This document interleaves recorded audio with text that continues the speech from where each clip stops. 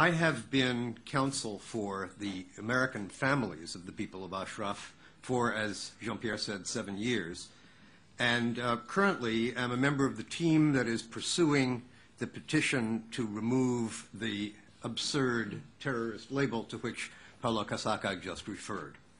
I look forward to the next time, incidentally, when we're all together, perhaps in this room, certainly in this city, to be able to announce to you that this injustice has finally come to an end.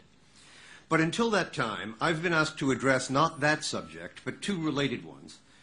You've heard from virtually all of the speakers so far the case for the political and moral obligations of the United States in particular, the international community in general, to resume some kind of intervention and oversight over Ashraf in order to prevent the worsening of what threatens to be a serious humanitarian catastrophe.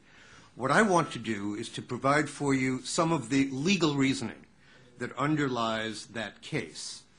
The legal reasoning, incidentally, is, I submit to you, a serious, solid, and persuasive legal argument. This is not a matter of going back in order to come up with something pulled out of thin air in order to support something that is obviously right. Here, the law and the politics and the morality all pull in precisely the same direction. And the point is this. First of all, what the Iraqis are doing with respect to Ashraf is illegal in international law. It is illegal because refoulement is illegal. Refoulement is the forcible removal of refugees to a place where they fear persecution on the grounds of race, religion, ethnicity, or political view. The Iraqis are smart enough to know that the forcible removal of the people of Ashraf to Iran, to their deaths in many cases, to their persecution in virtually all cases, would be unacceptable to the world community. And so what they are doing is attempting to bring about that same result through indirect means. We have a precise analogy to this in Anglo-American law, and I believe in the law of the continent as well. If a landlord wants his tenant out, if an employer wants his employee to leave, it's difficult in many cases simply to terminate the contract, whether it's a lease contract or an employment contract. So what does the employer do? What does the landlord do? He attempts to make the tenant's or the employee's life intolerable, to make the conditions of life so unacceptable that the employee or the tenant has no choice but voluntarily to depart. Now that, I do the air quotes because obviously there is nothing voluntary about such a decision. For someone to give up her home or to give up his job is a serious decision. And yet conditions can be rendered such that it is a more attractive decision than remaining under the intolerable conditions that have been created. And that is precisely what the Iraqis are attempting to do and have been attempting to do at Ashraf. And you don't need to take my word for that, because the policies and practices that have included not just the armed invasion of July 2009, not just the threat to remove the people of Ashraf to a God-forsaken prison camp in the desert, not just the pattern of psychological torture that we've heard about today, but taking all of this together, we see that the government of Iraq at its highest levels have repeatedly explained precisely what they have in mind. They are not keeping any secrets. They say, for example, the government of Iraq has decided to expel the terrorist Mojahedin Khalq, what they call Monafekin grouplet, from Iraqi soil.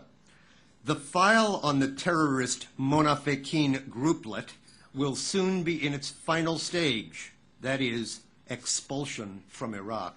Now, I don't need to point out to anyone in this room that the use of the word Monafekin is immediately an indication of who it is who is really speaking. And that is true also, incidentally, of the use of the word grouplet, a word that does not exist, to my knowledge at least, in the English language, And I've seen only in one context, and that is the mullah's constant reference to the PMOI as a grouplet, to suggest it's an inconsequential band of a dozen or so people. This kind of thing has been heard again and again. A spokesman for the government of Iraq in July 2009 said of the people of Ashraf, they do not have legal status. The ICRC and human rights organizations have acknowledged this fact. Well, the ICRC has done no such thing, and no international human rights organization, to my knowledge at least, has ever commented on the lack of status, lack of legal status of the people of Ashraf in Iraq.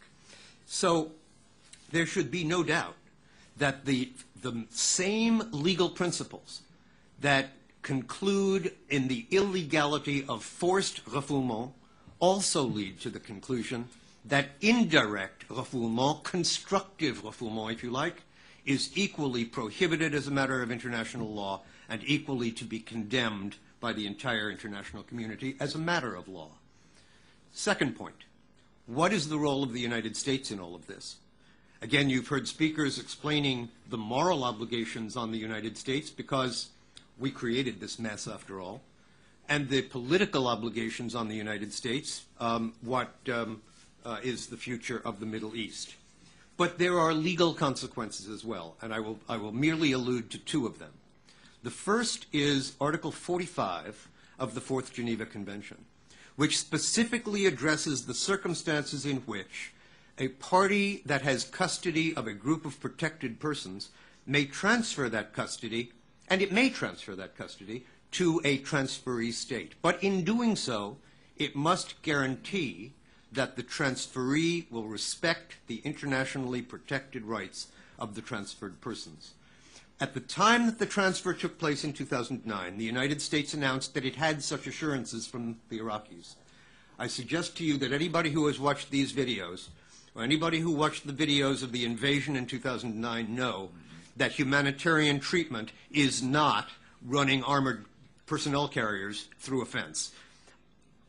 Humanitarian treatment does not include denying chemotherapy to a cancer patient. That's not what the Iraqis promised the United States. So what does the Geneva Convention say? It says if the transferee is unable or unwilling to carry out these responsibilities, the transferor must reassert its position, and it goes on to say this obligation must be observed. That is one of the two legal arguments in favor of U.S. resumption. The second is even more straightforward.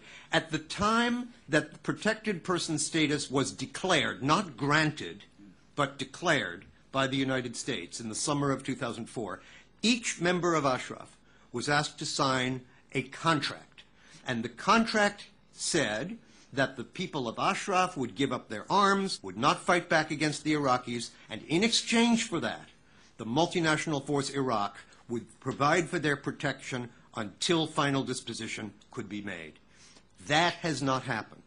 The people of Ashraf have kept their side of the bargain. The United States has not. Those, I submit to you, are the legal arguments in favor of U.S. continued responsibility. I need hardly repeat the moral ones, nor need I hardly in this audience remind you all of what is at stake as we have this conversation. Thank you.